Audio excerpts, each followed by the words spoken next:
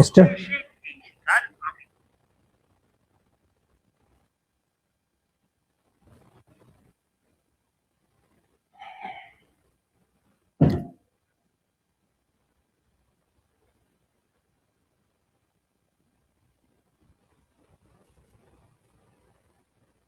কমেন্টটা পাওয়া যায় কিনা।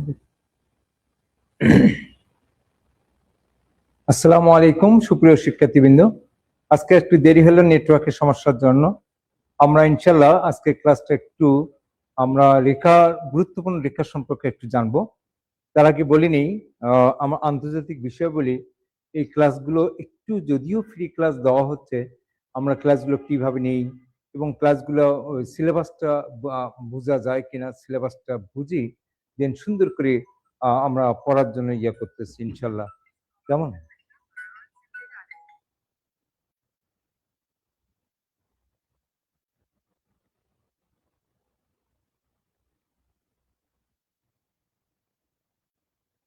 তো ইনশাল্লাহ আমরা আজকে বাংলাদেশ, তবে সাধারণ জ্ঞানটা কিভাবে পড়তে হয় এটা একটু শর্ট টেকনিক দেই। 3 স্টেপস লার্নিং, অর্থাৎ শিখন, অর্থাৎ জ্ঞান অর্জন, জ্ঞানকে বোঝা এবং স্মরণ করা। যে কোনো জিনিস আমরা যদি বুঝে বুঝে পড়ি তাহলে পড়াটা মনে থাকবে এক। আর বুঝে পড়লে হবে কি, এই সাধারণ জ্ঞান ক্লাসগুলো আমরা পিএসসি, পিকচার ছবিটি ইফেক্ট অনুসরণ করেছি, যার ফলে এই যদি আমরা বুঝে পড়ি 3 দিন পর 65% পড়া মনে থাকবে। এটা একটা টেকনিক। আর একা একা পড়লে 3 দিন পর 10% পড়া মনে থাকে। এই জন্য ক্লাসে আসার পিছনে এটাই কারণ। ওকে, সিলেবাসটা আমাদের আলোচনা মানচিত্রের ধারণা, এটা সিলেবাসটা একটু বুঝতে হবে যে প্রথমে দেওয়া হচ্ছে বৈশ্বিক ইতিহাস, আঞ্চলিক জ্ঞান। বৈশ্বিক হচ্ছে গ্লোবাল হিস্ট্রি, আর ওয়ার্ল্ড হিস্ট্রি বলেনি, এখানে বলছে গ্লোবাল হিস্ট্রি। আন্তর্জাতিক সংগঠন বৈশ্বিকতা, বৈশ্বিক বলতে অর্থাৎ ওয়ার্ল্ড ব্যাংক, IMF, এইগুলো অর্থাৎ আন্তর্জাতিক পরিবেশগত ইস্যু, এটা সবগুলো 5 মার্ক তৈরি। কেমন? এরপরে হচ্ছে ভূ রাজনীতিটা হচ্ছে কোন দেশ বা অঞ্চল তার স্বার্থ চরিত্র করার জন্য অন্য অঞ্চলকে ব্যবহার করা পরীক্ষাকে জিও পলিটিক্স বলে। আমরা একটু হালকা একটু আলোচনা করব এই পলিটিক্যাল জিওগ্রাফি আর জিও পলিটিক্স, মানে একটার সাথে একটার সুসম্পর্ক আছে। এবং এই যে বৈশ্বিক ইতিহাস আমরা বলছি, প্রথম বিশ্বযুদ্ধ প্রেক্ষাপটে জাতিপুঞ্জ, বিশ্ব শান্তি নিরাপত্তার জন্য ধারণার উন্মেষ ঘটে, সেটা হচ্ছে লিগ অফ নেশন গঠিত হয় এবং লিগ অফ নেশন ব্যর্থতার কারণে দ্বিতীয় বিশ্বযুদ্ধ শুরু হয়। দ্বিতীয় বিশ্বযুদ্ধের ফলাফলটা হচ্ছে জাতিসংঘ। এবং এইরকম পরিদেশ এখন দেশ পরিস্থিতি, বিশ্ব পরিস্থিতি, যে দেশগুলো জিও পলিটিক্সে সবচেয়ে গুরুত্বপূর্ণ সেই দেশগুলো সম্পর্কে আমরা একটু সম্যক ধারণা রাখবো, সবসময় বলবো। এবং এইগুলো এটা আমরা স্ক্রিনশট করে নিতে পারেন। এগুলো একটু আমাদের বৈশ্বিক অর্থনৈতিক প্রতিষ্ঠানে পড়তে হবে এবং এরপরে আঞ্চলিক স্বেচ্ছাসেবী সংগঠন, এগুলো পড়তে হবে। এরপর হচ্ছে আন্তর্জাতিক নিরাপত্তা, আমাদের সিলেবাসে দেওয়া আছে আন্তর্জাতিক নিরাপত্তা ও এগুলো এই মানে অস্ত্রের ধরন, অস্ত্র চুক্তি, অস্ত্র সংস্থা, সামরিক জোট, এগুলো খুবই আলোচিত হচ্ছে এখন, এটা খুবই ইম্পর্টেন্ট। এরপর আন্তঃরাষ্ট্রীয় সম্পর্ক, চুক্তির জন্য যে এগুলো একটু পড়ে নেব আমরা। আমরা ক্লাসে এলে ডিটেলস আলোচনা করব। আজকে এটা আমাদের আলোচনার বিষয় নয়, আমাদের বিষয় হচ্ছে কি বলে, এরপর মজার ব্যাপার হচ্ছে বৈশ্বিক ঘটনাবলী থেকে ইতিহাস থেকে কোশ্চেন বেশি আসে, অন্যান্য থেকে কোশ্চেন কম আসে। তার প্রমাণটা হচ্ছে বিগত সালের কোশ্চেনগুলো দেখলেই আমাদের বুঝতে পারছি। কেমন? এরপরে আমরা আজকে ক্লাসটা আলোচনা করব, অর্থাৎ আমরা মানচিত্রের ধারণা এবং রেখা সম্পর্কে একটু আলোচনা করব। আমরা একটু দেখি এইখানে একটা মানচিত্র, এই মানচিত্রটা হচ্ছে পৃথিবীর প্রথম মানচিত্র, হচ্ছে এটা হচ্ছে পৃথিবীর প্রথম মানচিত্র। এই মানচিত্রটা এইরকম ছিল। কেমন? এটা হচ্ছে লিবিয়া, এটা হচ্ছে পৃথিবীর প্রথম মানচিত্র, এটা হচ্ছে এশিয়া, এটা হচ্ছে ইউরোপ।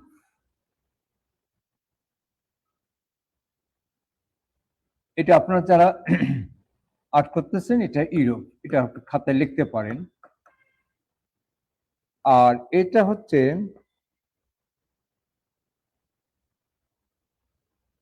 সমুদ্র, এবং এই নদী একটা দেখা যাচ্ছে, এটা হলো ফেসিস নদী। ফেসিস নদী, এই নদীটা আমাদের এখন মানচিত্রে বর্তমান এটার নাম হচ্ছে রিউনি নদী।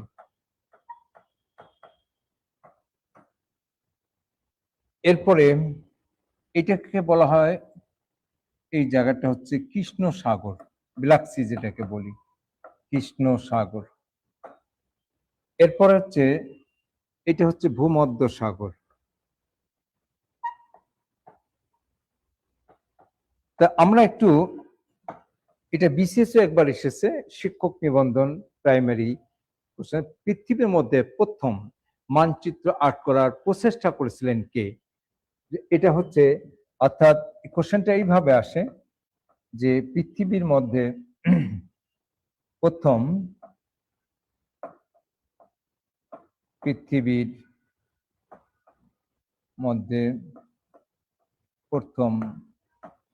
মানচিত্র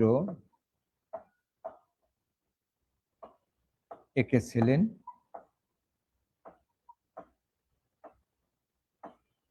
বা প্রচেষ্টা করেছিলেন এনাক্সিমান্ডার।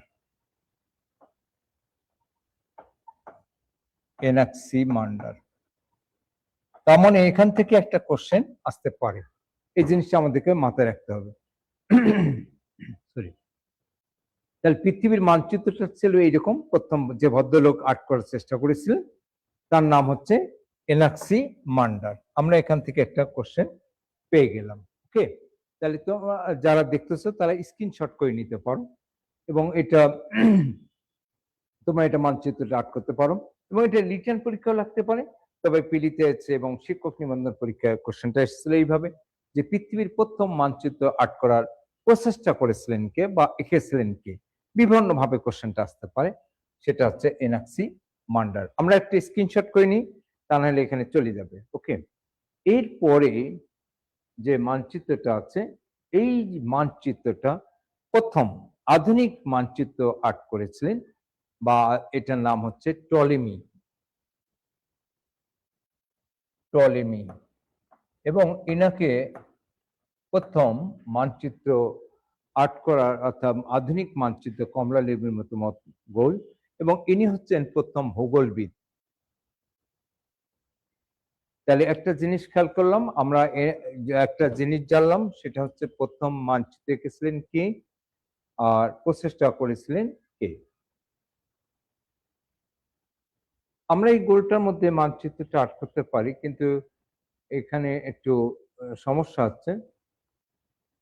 এইখানে একটা জিনিস দেখতে পাচ্ছি আমরা, পৃথিবী, এটা আমরা একটু আর্ট করি যদি,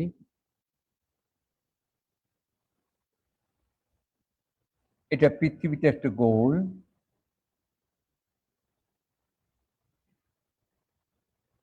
আমরা এটা মানচিত্রের মধ্যে দেখাবো, তার মধ্যে একটু দেখাই।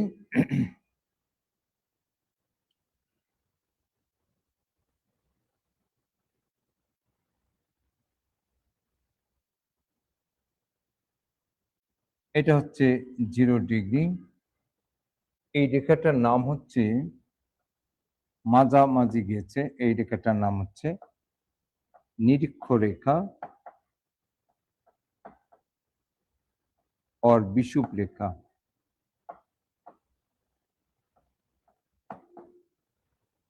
একটা জিনিস না বলে নয়, এই রেখাটা পৃথিবীর যে অঞ্চল দিয়ে গেছে, যেহেতু সূর্য খারাপভাবে রশ্মি দেয়,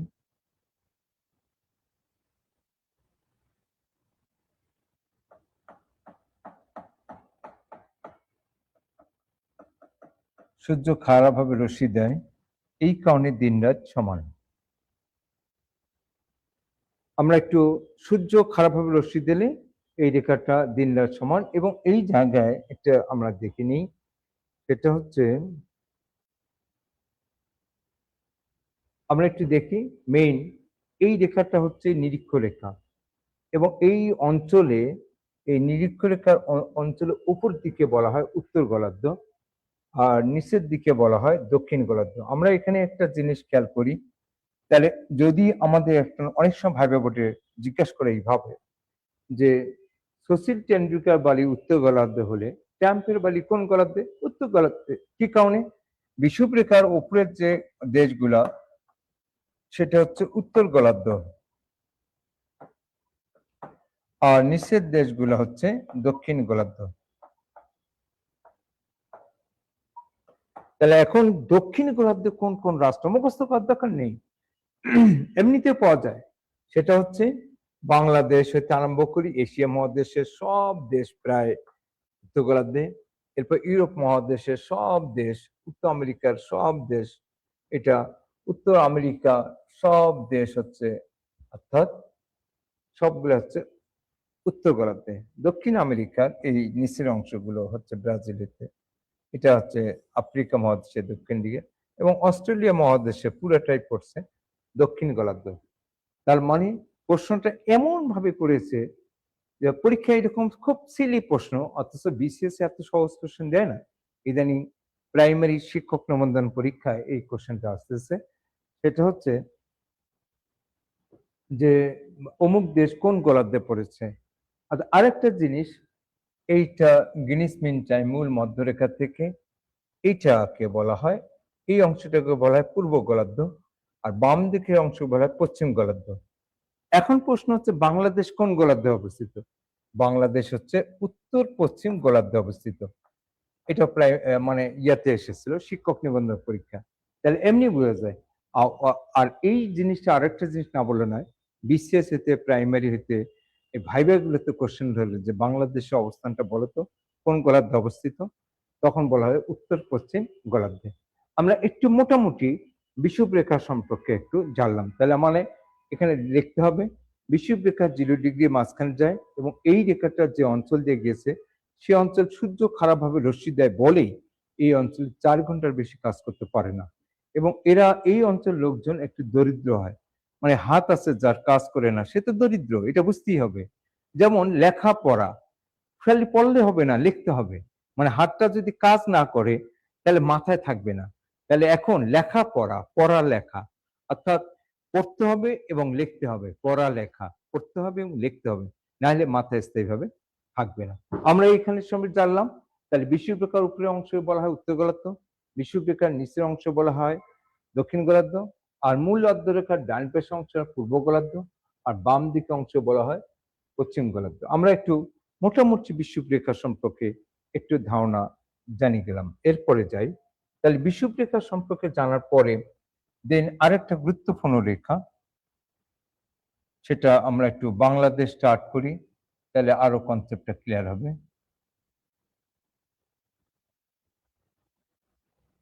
এটা হচ্ছে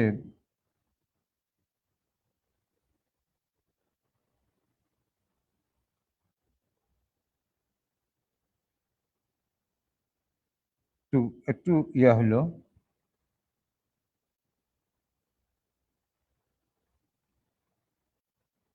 এটা হচ্ছে বাংলাদেশ।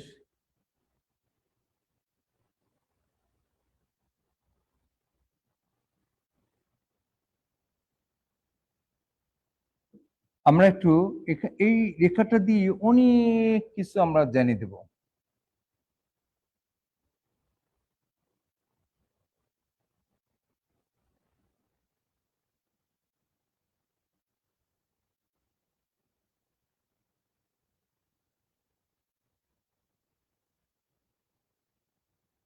আরেকটা জিনিস না বললেই নয়, সেটা হচ্ছে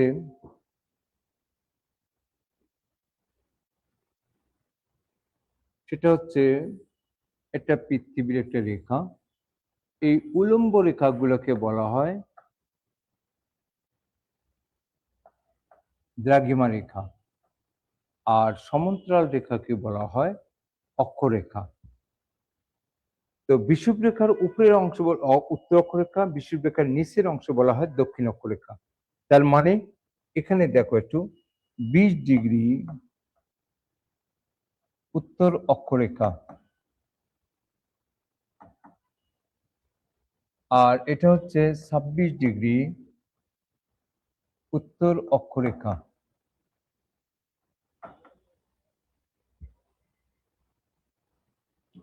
এটা হচ্ছে 92 ডিগ্রি পূর্ব দ্রাঘিমালিকা।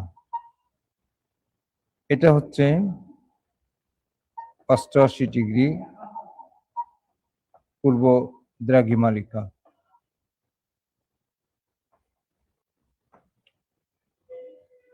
এখন বাংলাদেশের মাঝামাঝি একটা রেখা গিয়েছে, এই রেখাটা খুবই ইম্পর্টেন্ট, পরীক্ষা আসে খুব। 23.5 ডিগ্রি উত্তর অক্ষরেখা,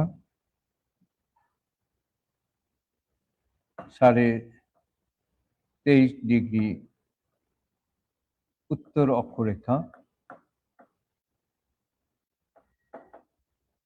এটাকে বলা হয় কর্কট ক্রান্তি রেখা।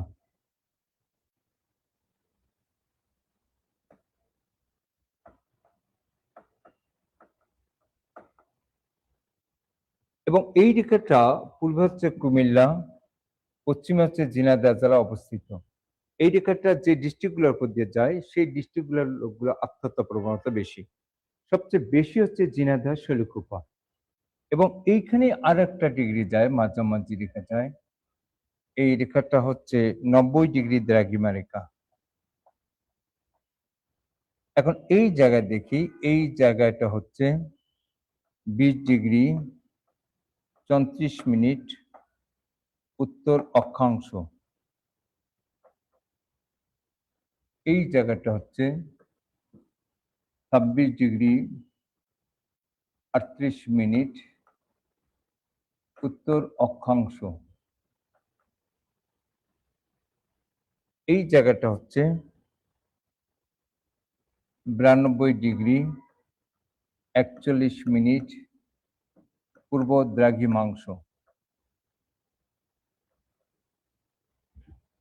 এই জায়গাটা হচ্ছে 88 ডিগ্রি 01 মিনিট পূর্ব দ্রাঘিমাংশ। এটা যেমন বিসিএস পরীক্ষাও এসেছে যে 20 ডিগ্রি 34 মিনিট উত্তর থেকে 26 ডিগ্রি 38 মিনিট উত্তর অক্ষাংশ। এটা পৃথিবীর মধ্যে বাংলাদেশের কোন অংশ, এটাও আসছে। এবং 17তম শিক্ষক নিবন্ধন 1 নম্বর প্রশ্ন হচ্ছে 88 ডিগ্রি 01 মিনিট পূর্ব হতে 92 ডিগ্রি 41 মিনিট পূর্ব দ্রাঘিমাংশ। আপনারা দেখবেন 17তম শিক্ষক নিবন্ধন 1 নম্বর প্রশ্ন। তার বিভিন্ন ভাবে কোশ্চেন আসে। যদি কোশ্চেনটা আর একটু ডিপ আসে যে 20 ডিগ্রি 34 মিনিট পয়েন্ট প্লেসটা কোথায়, এটা হচ্ছে সেরাদ্বীপ। সেরাদ্বীপ। যদি প্রশ্ন আসে যে 26 ডিগ্রি 38 মিনিট পয়েন্ট অফ প্লেসটা কোথায়, এটা হচ্ছে বাংলা বান্দা। বাংলা বান্দা। এবং 92 ডিগ্রি 41 মিনিট এই পয়েন্ট হচ্ছে আখাইন ঠং বা আখাইন ঠং। আখাইন ঠং। আর এটা হচ্ছে 88 ডিগ্রি 01 মিনিট, এটা হচ্ছে মনাকোষা। মনাকোষা। তার মানে অনেক সময় পরীক্ষা আসতে পারে যে 88 ডিগ্রি 01 মিনিট পয়েন্ট অফ প্লেসটা কোথায়, এটা মনাবসা। আর এই জায়গাটা, এটা পরীক্ষায় 2 বার এসেছে, এটা এই জায়গাটা না বললে নয়। সেটা হচ্ছে এই জায়গাটা হচ্ছে ফরিদপুর জেলা,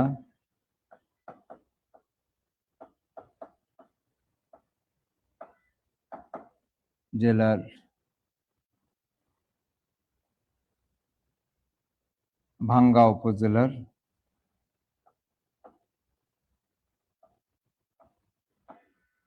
ভাঙ্গারিয়া গ্রামে।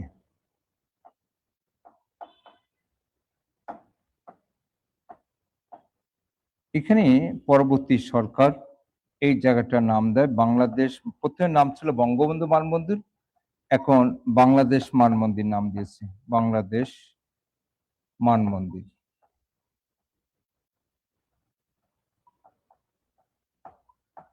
অন্তর্বর্তী সরকার এসে এই নামটা চেঞ্জ করছে। তার মানে এটা একটা কি, পৃথিবীর মধ্যে সবচেয়ে গুরুত্বপূর্ণ 4টা দ্রাঘিমা রেখা, 0 ডিগ্রি 90 ডিগ্রি 180 ডিগ্রি 360 ডিগ্রি এবং 3টি গুরুত্বপূর্ণ অক্ষরেখা, যেটা হচ্ছে মকরক্রান্তি রেখা, কর্কটক্রান্তি রেখা এবং নিরীক্ষরেখা এই পরস্পর 12টা স্থানে ছেদ করেছে, যার 10টা পড়ছে জলভাগে, 2টা পড়ছে স্থলভাগে, একটা হচ্ছে ফরিদপুরের ভাঙ্গা উপজেলা ভাঙ্গারিয়া গ্রামে, আর একটা হচ্ছে সাহারা মরুভূমিতে। তার মানে এটা খুবই ইম্পর্টেন্ট একটা জিনিস। এটা পরবর্তীতে বঙ্গবন্ধু শেখ মুজিবুর রহমানের এটা করা হয়েছে, দ্যাট মিনস জন্মশতবার্ষিকী উদযাপন সভায় ডক্টর জাফর ইকবাল স্যার এটা প্রস্তাব দিল যে এখানে একটা মানমন্দির নির্মাণ করা হলো। তারপরেই এটার নাম ছিল প্রতিষ্ঠা 41তম বিসিএস এসেছিল বঙ্গবন্ধু মানমন্দির। বর্তমান অন্তর্বর্তী সরকার যখন ছিল তখন এই বঙ্গবন্ধুর নাম চেঞ্জ করে বাংলাদেশ মানমন্দির নামকরণ করা হয়েছে। যাক, এইটা হলো আমাদের মেইন থিম। আমরা একটু এই চিত্রগুলো একটু দেখে নিই যে আমরা ইয়াটা দেখলাম। এরপরে এই যে রেখাটা গিয়েছে ট্রপিক অফ ক্যান্সার ইংরেজিতে বলা হয়, যেটা হলো 23.5°। মানচিত্রের মধ্যে দেখলে হবে কি পড়াটা স্থায়ীভাবে ব্রেনের মধ্যে থেকে যায় এবং মুখস্থ করার দরকার নেই। বিসিএস এর সাধারণ জ্ঞান পড়াগুলো আমরা এমন ভাবে সাজিয়েছি যার জন্য একজন শিক্ষার্থী ক্লাসেই যথেষ্ট, মুখস্থ করার দরকার নেই। এবং বিসিএসটা খুবই সোজা। সাধারণ জ্ঞানে কোন কোন টপিকস গুলো দেওয়া আছে এবং সিলেবাসে পিসিএস সিলেবাসে কি দেওয়া আছে, রিটার্নে কি দেওয়া আছে, এটা কম্বাইন করে যদি আমরা পড়ি তার মাথায় স্থায়ীভাবে থেকে যাবে। বিসিএসটা কেন সোজা? বিসিএসটা এই জন্যই সোজা যে বিসিএস এর সিলেবাসে দেওয়া আছে, অন্য কোনো চাকরির সিলেবাস দেওয়া নেই। যে সিলেবাস ধরে ধরে যদি আমরা ইন ডিপ আলোচনা করি, যাতে একজন শিক্ষার্থীর ভেতরে কোনো প্রশ্নই থাকে না, যার ফলে মুখস্থ বিদ্যা করার দরকার নেই, এমনি দেখিয়ে দেখিয়ে পড়া হয়ে যায়। যেমন আমরা ম্যাপের মধ্যে দেখতেছি এই যে ট্রপিক অফ ক্যান্সার, এই রেখাটা যে রাষ্ট্রগুলোর উপর দিয়ে গেছে সেই রাষ্ট্রগুলো মরুভূমি। এখন প্রশ্ন হচ্ছে বাংলাদেশে মরুভূমি নাই কেন? অনেকজন যেমন আমাদের এই যে বাংলাদেশে মাঝামাঝি দিয়ে গেছে, ভারতের যে অঞ্চলটা গেছে মরুভূমি, এরপরে সৌদি আরব, এরপরে সাহারা মরুভূমি, এরপর মানে এক কথায় যে রেখাটা বাংলাদেশে নাই কেন? বাংলাদেশের ছোট বড় প্রায় 700 নদী এবং এখন 1418টা নদী, এবং এই যে চলে গিয়েছে সর্পিল নদী কারণে লক্ষ লক্ষ টন পলি আসে কারণে, এবং পানি ছিল বলে শুষ্ক হওয়ার কারণে, এবং আমাদের এই জায়গাটা মরুভূমি নেই। এখন প্রশ্ন হচ্ছে তাপদাহটা যখন হয় চুয়াডাঙ্গা জেলায় কেন? আমাদের একজন শিক্ষার্থী ভাই বাবু জিজ্ঞাসা করছে বাংলাদেশে এত জেলা থাকতে চুয়াডাঙ্গায় কেন এত তাপদাহ? সেই সময় সে গত বছর সর্বোচ্চ ডিগ্রি ছিল। তো শিক্ষার্থী আমরা ক্লাসগুলো করছিল বলে ওরা বলছে যে ওই এলাকায় চুয়াডাঙ্গা জেলার নদীগুলো শুকিয়ে গেছে বলে ওখানে মানে অর্থাৎ তাপদাহটা বেড়ে গেছে, অর্থাৎ শুষ্ক ওয়েদারটা একটু বেশি হয়েছে একমাত্র কর্কটক্রান্তি রেখার কারণে। তার মানে এই কর্কটক্রান্তি রেখা তির্যকভাবে সূর্য কিরণ দেয় বলে, অর্থাৎ এখানে দিন রাত সমান হয় না। এখানে আমরা দেখি এটা একটা সূর্য, এখানে সূর্য খারাপভাবে রশ্মি দিচ্ছে, কিন্তু এই জায়গায় কর্কটক্রান্তি রেখায় যেটাকে বলা হয় ট্রপিক অফ ক্যান্সার, সূর্য তির্যকভাবে কিরণ দেয় বলে দিন রাত সমান হয় না। তার মানে এই অঞ্চলে বাংলাদেশের মতো সম জলবায়ু ব্যবহার করে এই মেক্সিকো, অর্থাৎ প্রায় বাংলাদেশের মতো সময় যায়, কেন এখানেও দুই পাশে সাগর, এবং মেক্সিকো এটা প্রায় বাংলাদেশের মতো সমসাময়িক ওয়েদার ইউজ করে। এই জিনিসটা আমরা আমার মনে হয় যে কর্কটক্রান্তি রেখা থেকে যে প্রশ্নটা আসলে আমরা ইজিলি পাবো। কেমন? এটাই ছিল। এখন প্রশ্ন যদি হয় পৃথিবীর মধ্যে বাংলাদেশের অবস্থান কেমন, আমরা চিত্রটা আর্ট করি, আমরা রিটার্নে যারা থাকবে তারা খুব সুন্দর করে, যারা 50তম রিটার্ন দেবে তাদেরও এই চিত্রটা কাজে লাগবে। এখন আরেকটা রেখা গুরুত্বপূর্ণ রেখা আছে, সেই রেখাটা আমরা এখানে দেইনি, সেটা হচ্ছে 23.5°। এটা দক্ষিণ অক্ষরেখা,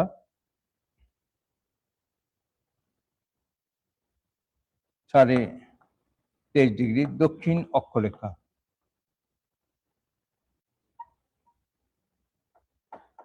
এখন একটা প্রশ্ন আসতে পারে, এটা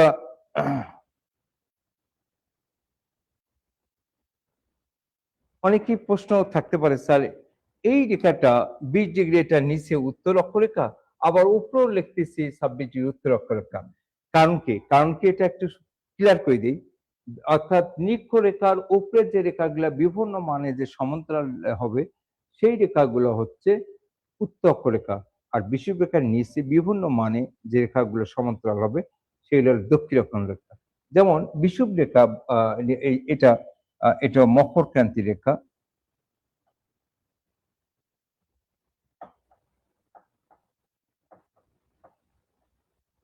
অর্থাৎ ট্রপিক অফ ক্যাপ্রিকন, এই রেখাটা আমাদের বলতে পারি এটা হচ্ছে মকর ক্রান্তি রেখা। কেমন?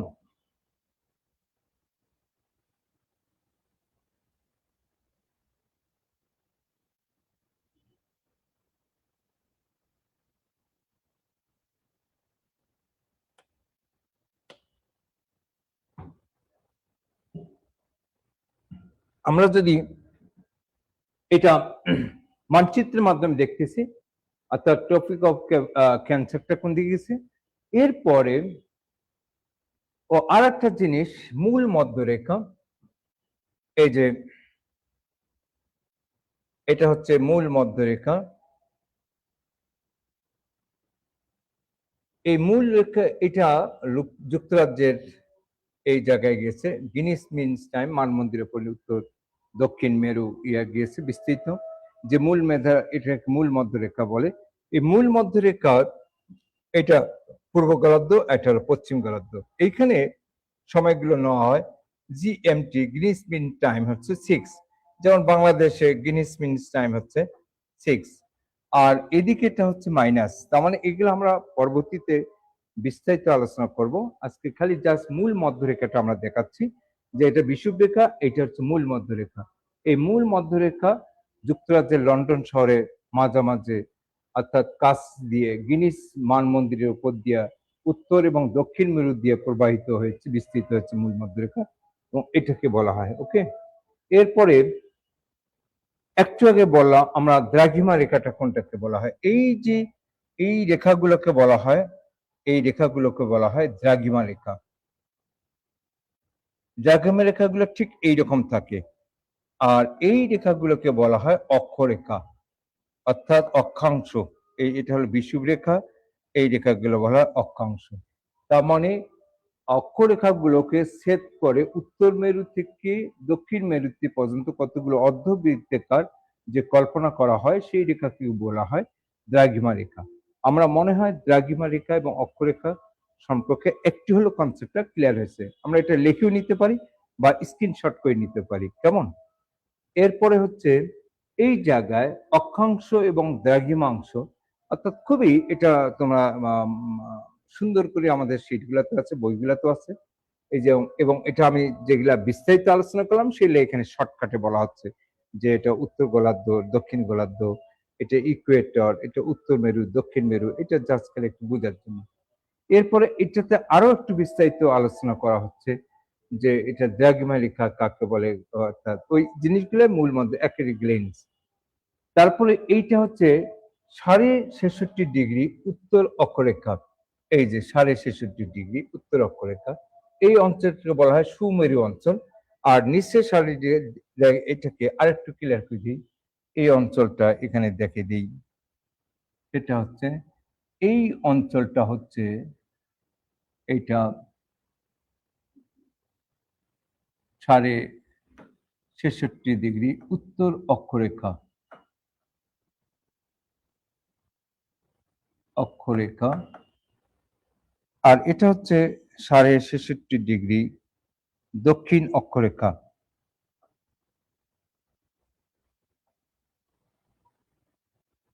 দক্ষিণ অক্ষরেখা। আমি চ্যালেঞ্জ দিয়ে বললাম আজকে যে আলোচনা করেছি এইখান থেকে জব মার্কেটে প্রায় প্রশ্ন আসে এবং খুবই ইম্পর্টেন্ট। এটা হচ্ছে এই অঞ্চলটাকে বলা হয়, এই অঞ্চলটাকে বলা হয় কুমেরু অঞ্চল। আমরা লিখতে পারি কুমেরু অঞ্চল। আর এই অঞ্চলটাকে বলা হয়, এই অঞ্চলটাকে বলা হয় সুমেরু অঞ্চল।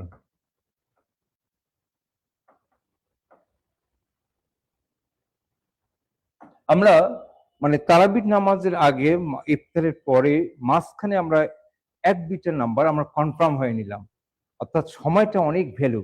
ইউটিউবে অর্থাৎ মানে ফেসবুকে আড্ডা না মেরে, গল্প না করে এই ক্লাসটা আমরা এই রেখাটা আমার দীর্ঘ দিনের অভিজ্ঞতার আলোকে আমি চেষ্টা করতেছি, এটা প্রেজেন্টেশন করতেছি যাতে তোমাদের কাজে লাগে। তার মানে এটা হলো 66.5 ডিগ্রি, এই অঞ্চলটাকে বলা হয় সুমেরু অঞ্চল। এবং এবং এরপরে হচ্ছে পৃথিবীর মানচিত্র। এখানে একটু জিনিস দেখে দিই, এটা আমরা ক্লিয়ার করে দিই। এটা এই অঞ্চলটাকে বলা হয় সুমেরু, এটা কুমেরু। এটা পুরা মানচিত্রটা দেখলে আমরা একটা কনসেপ্টটা ক্লিয়ার হবে। এরপরে হচ্ছে এই জায়গায় আমরা অনেক মানচিত্র আমরা করে দিছি। দ্যাট মিনস এই যে আমাদের খাল প্রণালীগুলো কোন কোন প্রণালী যুক্ত হয়েছে। তোমরা যেমন একজন শিক্ষার্থীকে ভাই ভাই বলে জিজ্ঞাসা করছে যে একটি জাহাজ যদি বঙ্গোপসাগর থেকে যাত্রা শুরু করে সৌদি আরব হয়ে আটলান্টিক মহাসাগরে যাবে, আটলান্টিক মহাসাগরে যাবে। এখন এই তাহলে কোন কোন খাল প্রণালী দিয়ে যাবে এই, অর্থাৎ মানে এক কথা এই জায়গায় বাংলাদেশে বঙ্গোপসাগর হয়ে সৌদি আরব হয়ে, এটা সৌদি আরব হয়ে দ্যাট মিনস আটলান্টিক মহাসাগরে যাবে। তাহলে কোন কোন খাল প্রণালী ব্যবহার করা যাবে এটা তুমি একটু দেখে দাও। অনেক সময় ভাই বোনেরা জিজ্ঞাসা করে। তাহলে আমরা ম্যাপ রিডিং সম্পর্কে যদি না জানি, কনসেপ্টটা ক্লিয়ার না হয়, তাহলে মুখস্থ দিয়ে এটা সম্ভব নয়। এই জিনিসটা আমাদেরকে মাথায় রাখতে হবে। ওকে, তো এখানে খাল প্রণালী যেমন এখন মানে পৃথিবীর মধ্যে প্রণালী, খাল, যে জিও পলিটিক্সের সবচেয়ে গুরুত্বপূর্ণ যেগুলো অবদান রাখতেছে, যেমন আমাদের হরমুজ প্রণালীটা খুবই ইম্পর্টেন্ট। এই জায়গায় এই হরমুজ প্রণালীটা আমরা একটু দেখে নিই। এই জায়গায় এই যে হরমুজ প্রণালী জিও পলিটিক্সে এই ইরান এবং এই হরমুজ প্রণালীর প্রায় চীন 80% তেল নিয়ে যায়, বিশ্বের 25% তেল এখানে হয়। যে হরমুজ প্রণালী এবং এরপর বাবের মানদেব প্রণালী খুবই ইম্পর্টেন্ট, কারণ ইয়েমেনের হুতিগুলো এখানে আক্রমণ করতেছে। এটা এখন বিশেষ আসার সম্ভাবনা খুবই বেশি।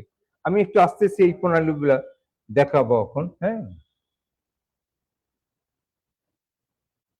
এরপরে সৌরজগৎ সম্পর্কে দেখো একটু। ইন্দো এবং ইন্দোনেশিয়া এবং চীনের সংস্কৃতি মিলে Myanmar, Vietnam, Thailand, Cambodia, Laos এই অঞ্চলটিকে বলা হয় ইন্দো চীন। এরপর হচ্ছে স্ক্যান্ডিনেভিয়ান বা নর্ডিস্ক রাষ্ট্র কয়েকটি। এটা আমরা একটু টেকনিক শিখাই। ফিডে আসুন, ফিডে আসুন, ফিডে আসুন, এটা টেকনিকটা জানলে ঠিক আছে। ফিতে হচ্ছে ফিনল্যান্ড, যেতে হচ্ছে ডেনমার্ক, আইসল্যান্ড, সুইডেন, নরওয়ে। যদি এটা মনে রাখি ফিডে আসুন, তাহলে স্ক্যান্ডিনেভিয়ান রাষ্ট্র। পরীক্ষা কোশ্চেন আছে স্ক্যান্ডিনেভিয়ান রাষ্ট্র কোনটি নয়, বা স্ক্যান্ডিনেভিয়ান রাষ্ট্র কি।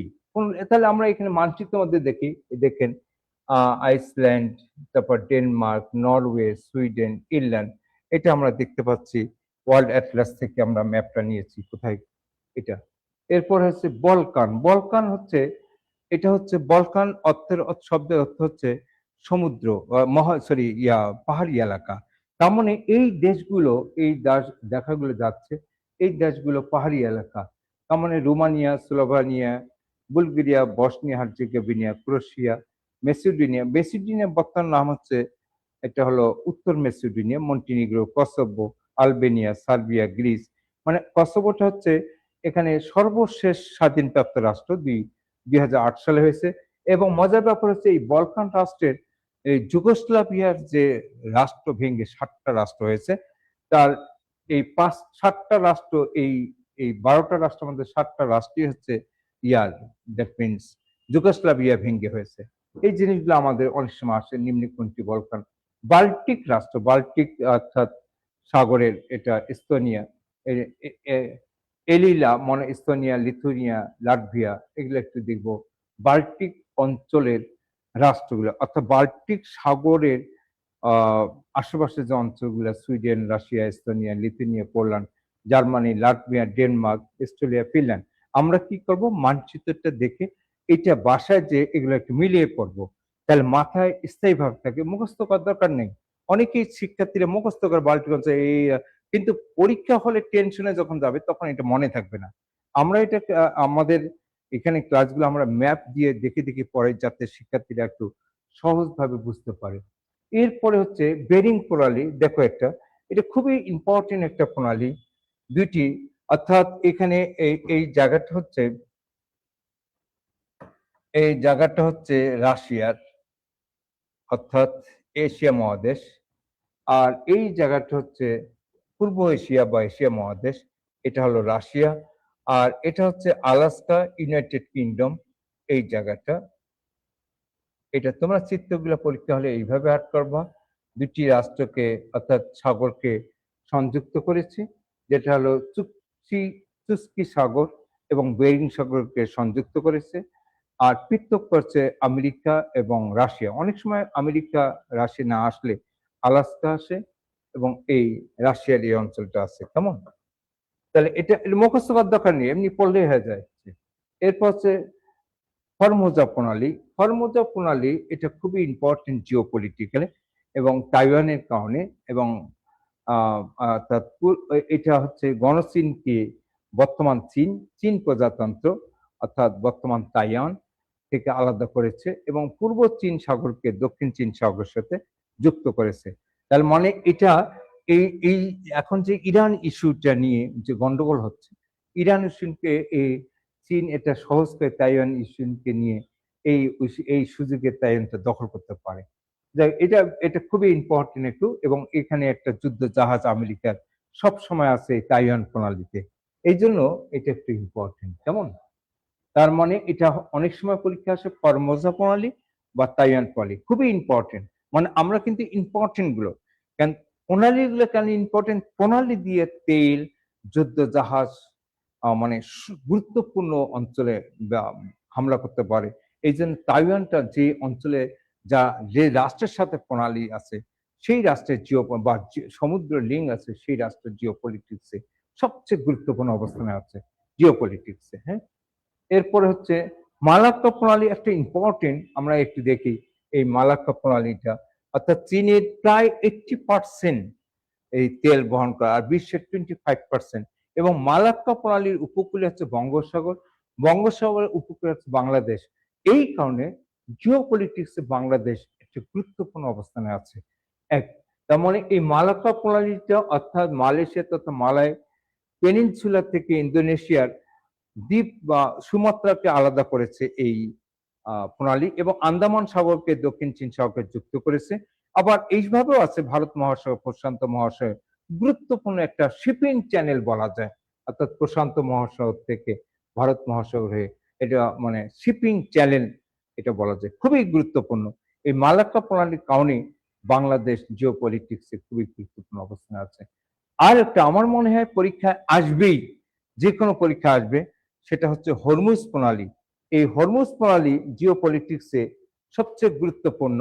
দেখো একটু এই হরমুজ প্রণালী, এই জায়গায় স্ট্রিট অফ হরমুজ, এবং এটা মানে অর্থাৎ ইরানের আধিপত্য বিস্তার লাভ করছে এবং পারস্য মহাসাগরকে যুক্ত করেছে ওমান সাগরের সাথে বা আরব সাগরের যুক্ত হচ্ছে, এবং ইরান থেকে সংযুক্ত আরব আমিরাতকে এই উপদ্বীপ পৃথক করেছে, এবং পারস্য মহাসাগর থেকে তেল দিয়ে মুক্ত সাগরে যাওয়ার একটা পথ হচ্ছে এই কি বলে সুয়েজ অর্থাৎ হরমুজ প্রণালী। হরমুজ প্রণালীর পরীক্ষা আসবে, আরো কিছু ক্রিটিক্যাল জিনিস আছে। এবং এরপর হচ্ছে বাবেল মানদেব প্রণালীটা জিওপলিটিক্সে গুরুত্বপূর্ণ। আফ্রিকা মহাদেশ বা জিবুতি ও ইরিত্রিয়া এশিয়া মহাদেশ ইয়েমেন থেকে পৃথক করেছে। আবার ইয়েমেনের হুতিরা এই আমেরিকার যে জাহাজগুলো উপর হামলা করতেছে বা এই ইসরায়েলকে হামলা করতেছে, এটা পেছনে কারণ হচ্ছে এই হুতিদের, অর্থাৎ হুতিরা হচ্ছে ইরানের অনুসারী ইয়েমেন থেকে। এইডেন সাগরকে আরব সাগর মানে যুক্ত করেছে লোহিত সাগর, এবং ভারত মহাসাগর থেকে ভূমধ্য সাগরের প্রথম গেটওয়ে হচ্ছে এটা। পরীক্ষা আসলো যে ভারত মহাসাগর থেকে অর্থাৎ ভূমধ্য সাগর যাওয়ার প্রথম গেটওয়ে কোনটি? প্রথম গেটওয়ে হচ্ছে বাবেল মানদেব প্রণালী। তোমরা একটু স্ক্রিনশট করে নাও, স্ক্রিনশট করে নিলে কনসেপ্টটা ক্লিয়ার হবে। কেমন? এরপর আমরা একটু পরীক্ষা দেই এই অর্থাৎ এই জিনিসগুলো আমরা এতক্ষণ যে আলোচনা করলাম, একটু পরীক্ষা দিলে কোশ্চেনটা এইভাবে কোশ্চেনগুলো আসে। আমরা একটু আজকের যে আলোচনা, এরপরে বিশেষ সভ্যতা, আমরা এই জিনিসগুলো ইনশাল্লাহ আগামীতে আমরা ক্লাসগুলো আসলে এইভাবে আমরা ক্লাসগুলো নেওয়ার চেষ্টা করব, যাতে ভবিষ্যতে ম্যাপের মাধ্যমে, চিত্রের মাধ্যমে পড়াবো। ইনশাল্লাহ কনফিডেন্সে দেখা হবে। এবং আমার এই বিসিএস লাইনে সাধারণ জ্ঞানে বাংলাদেশ আন্তর্জাতিক ভূগোল সুশাসন পড়াচ্ছি দীর্ঘ প্রায় 2 যুগের বেশি, এবং মাঝে মাঝে লেখি, পড়ি এবং পড়াই, এবং আমার আন্তর্জাতিক সম্পর্ক সংগঠন পররাষ্ট্র বাংলাদেশ স্টাডিজ বইটার মধ্যে অনেক বিস্তারিত তথ্য আছে। তার পাশাপাশি এইটার থেকে সংক্ষিপ্তভাবে ক্লাসে দেওয়ার চেষ্টা করি এবং আশা রাখি ইনশাল্লাহ তোমরা কনফিডেন্সে আসো, ভর্তি হও, দেখা হবে কনফিডেন্সে ক্লাসে রিল্যাক্স মোডে আমরা দেওয়ার চেষ্টা করব। ইনশাল্লাহ দেখা হবে ক্লাসরুমে। Thank you very much. আগামীতে দেখা হবে, তোমার সবাই তারাবির নামাজে পড়তে পারবো এবং এই সুযোগে ক্লাসগুলো যেগুলো দিলাম এখান থেকে জব মার্কেটে আমরা 1-2টা প্রশ্ন কমন পেতে পারি ইনশাল্লাহ। Thank you very much. দেখা হবে। আসসালামু আলাইকুম ওয়া রাহমাতুল্লাহি ওয়া বারাকাতুহু।